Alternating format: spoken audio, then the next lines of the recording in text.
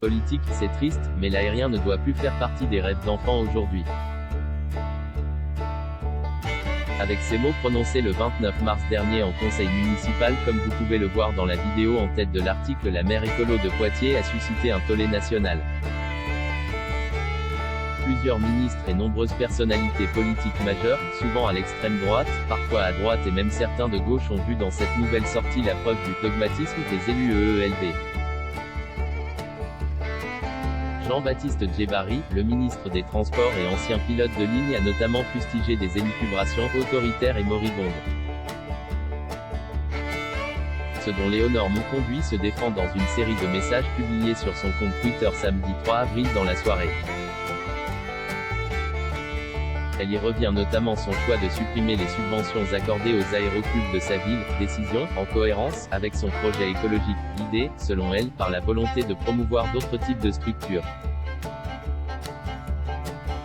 Nous avons dû prendre cette décision parce que nous devions dégager des fonds pour soutenir deux autres types de clubs, ceux qui étaient particulièrement menacés par le contexte du Covid.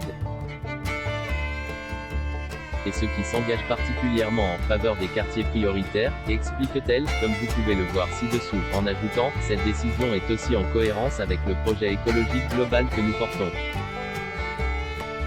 Aujourd'hui, nos politiques économiques, éducatives et donc sportives doivent toutes nous aider à réduire autant que possible notre impact sur le changement climatique. Une question de priorisation, la maire de Poitiers, élue il y a une dizaine de mois, explique encore qu'il ne s'agit pas à ses yeux d'être pour ou contre l'aérien en soi.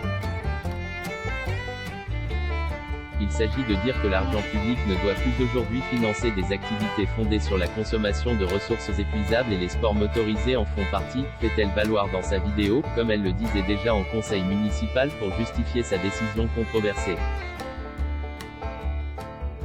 Et l'élu local d'ajouter, souvent l'écologie c'est une question de priorisation, de sobriété.